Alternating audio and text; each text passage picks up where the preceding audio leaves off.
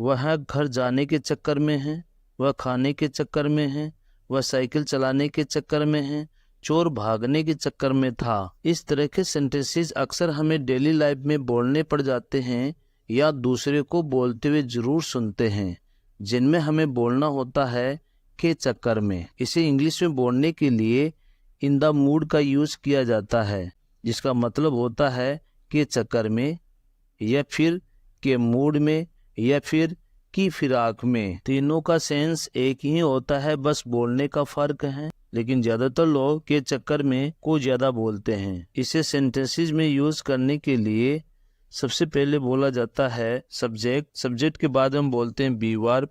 B verb का मतलब है इज, एम, आर, वॉज, वर। यदि आप प्रेजेंट टाइम की बात कर रहे हैं तो सब्जेक्ट के अनुसार आप बोलेंगे इज, एम, आर, और यदि आप पास्ट टाइम की बात कर रहे हैं तो सब्जेक्ट के अनुसार आप बोलेंगे वॉज और वर। उसके बाद आप बोलेंगे इन द मूड, और उसके बाद आप बोलेंगे टू प्लस वर्ब की फर्स्ट फॉर्म, और सबके एंड में आप बोलेंगे अदर वर्ड्स यदि कोई है तो।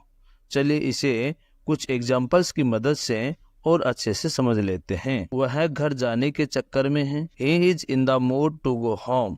He is in the mood to go home. चोर भागने के चक्कर में था। The thief was in the mood to run away. The thief was in the mood to run away. वह बाइक चलाने के चक्कर में है। He is in the mood to ride a bike. He is in the mood to ride a bike.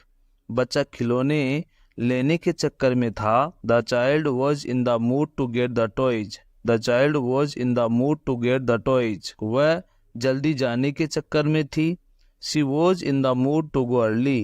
She was in the mood to go early. कई बार हमें daily life में कुछ इस तरह के सेंटेंसेस भी बोलने होते हैं, जैसे तुम्हारे चक्कर में हुआ ये, बारिश के चक्कर में मैं लेट हो गया, तुम्हारे चक्कर में मैं वहाँ गया था, एग्जाम के चक्कर में हम सो भी नहीं पाए। ऐसे सेंटेंसेस में भी आपको बोलना होता है के चक्कर में, लेकिन इनकी इंग्लिश इन द मूड से नहीं बनती, बल्कि इसके लिए बिकॉज ऑफ का यूज किया जाता है। इसके भी अदर मीनिंग्स होते हैं, जैसे की वजह से, के कारण, लेकिन ज़्यादातर लोग के चक्कर को ज़्यादा बोलते हैं।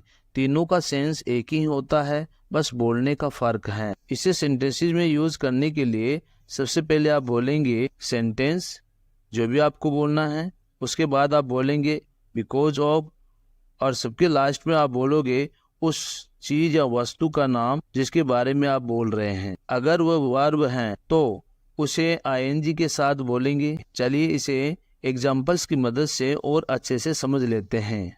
तुम्हारे चक्कर में हुआ ये, तुम्हारी वजह से हुआ ये, या फिर हम बोलते तुम्हारे कारण हुआ ये, तो इसे इंग्लिश में बोलेंगे it has happened because of you. It has happened because of you. बारिश के चक्कर में मैं लेट हो गया। I got late because of rain. I got late because of rain. Exams के चक्कर में सो नहीं पाया। I couldn't sleep because of exams. I couldn't sleep because of exams. तुम्हारे चक्कर में मैं लेट हो गया। I got late because of you. I got late because of you. तुम्हारे चक्कर में मैंने हाँ कह दिया।